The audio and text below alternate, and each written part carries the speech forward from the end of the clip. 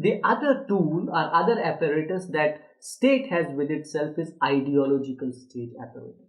Now this ideological state apparatus would not function through violence but would function through non-violence. What are the components of ideological state apparatus? Louis Althusser says that the components of ideological state apparatus are the religious ideological state apparatus, the educational ideological state apparatus, the family ideological state apparatus, the legal ideological state apparatus, the political ideological state apparatus, the trade union ideological state apparatus, the communication ideological state apparatus, and the cultural state apparatus.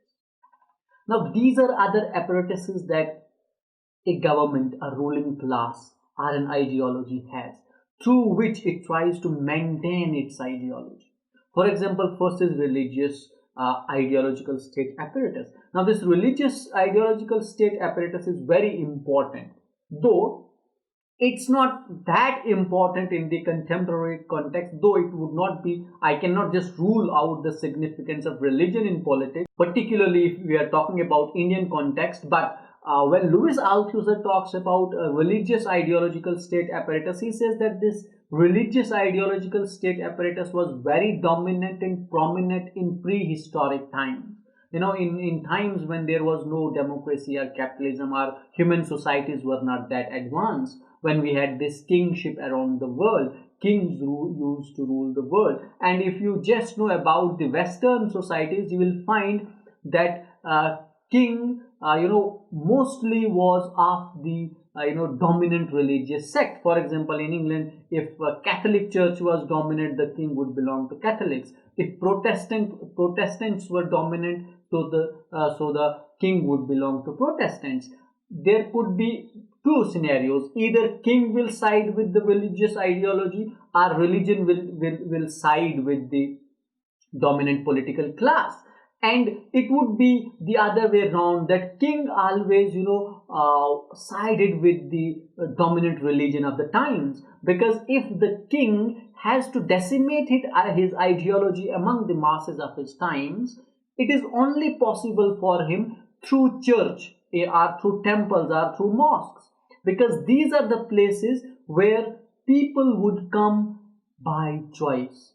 You need not to advertise to the Christians, for example, visiting church on Sunday, or to the Muslims visiting mosque on Friday, or for example, Hindus visiting temple on a particular day of the week, Sunday, say, for example. So you need no invitation, you need no special arrangements, you need no special investment, you need no special advertisement. So this becomes the easiest mode for the ruling class to spread their ideology among the masses. So what they did in prehistoric times, they used religious ISA to dominate the people, or to maintain their dominance among the masses.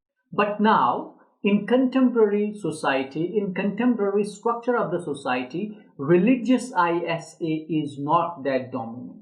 Though it does help the ruling class greatly, but still there are other ideological state apparatuses which have replaced the religious ideological state apparatus as one of the most prominent modes of dispersing ideology among the citizens. And one of the ideological state apparatus which has become very important for the ruling class is educational ideological state apparatus. Now, when you are trying to understand this clash between two ideologies, or between a dominant ideology and an emergent ideology, I'll give you the best example of capitalism versus Marxism.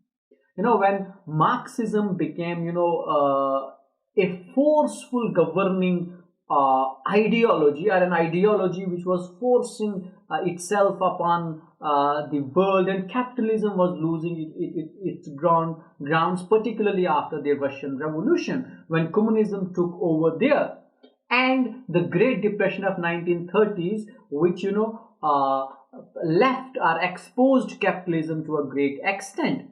Now, when such was the scenario, America was following the ideology of capitalism, which it is following even today, and India is also following the ideology of capitalism. In fact, whole world is following the economic model based on capitalism.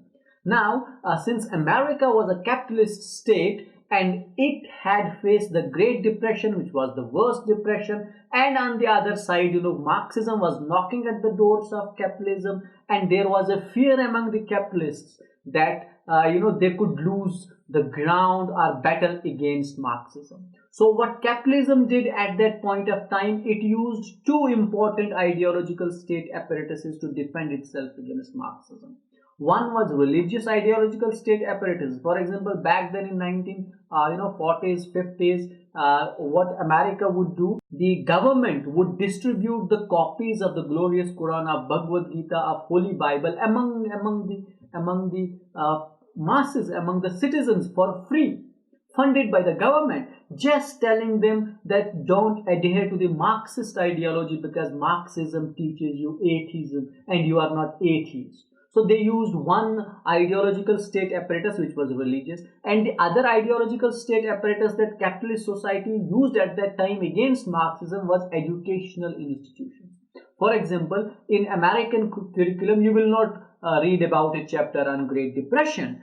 They used to teach about Great Depression for some time after 1930s, but eventually after 1960s, 70s, there was no discussion on the Great Depression of 1930s in American curriculum, in American universities or schools or colleges. And on the other hand, Marxism, which was an opponent to the capitalist society, that was not kept in curriculum, that was not taught in schools or universities. So that was how educational institutions or educational ideological state apparatuses were being used by the elite class or the dominant ideology to defend itself against any uprising ideology that it feared.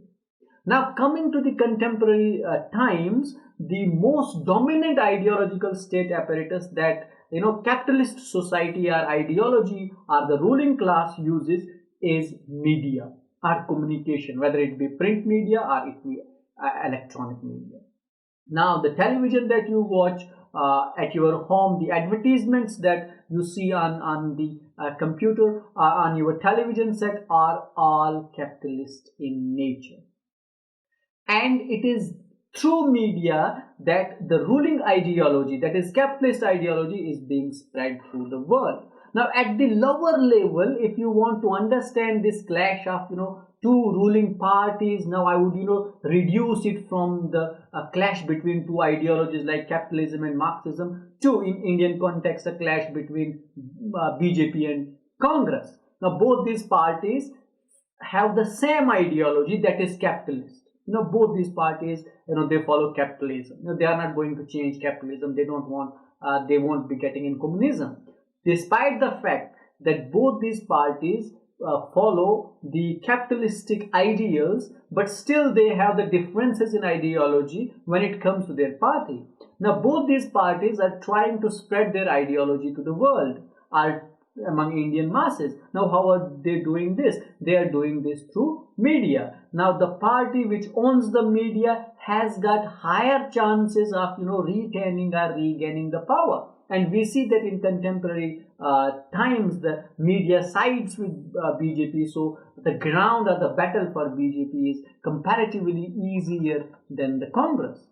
Now, another important aspect that Louis Althusser talks about this ideological state apparatus. He says that this ideological state apparatus is not a ground always for the ruling ideology. He says it is also a ground for the emergent or for the opposition ideologies. As I gave you the example, even Congress would spread its message through media or through press, and similarly, Marxism would also come and speak on media. And in contemporary times, in recent past in America, you will see that there are debates on Marxism which do take place on the national television channels of America, which was not a case 10-20 years back.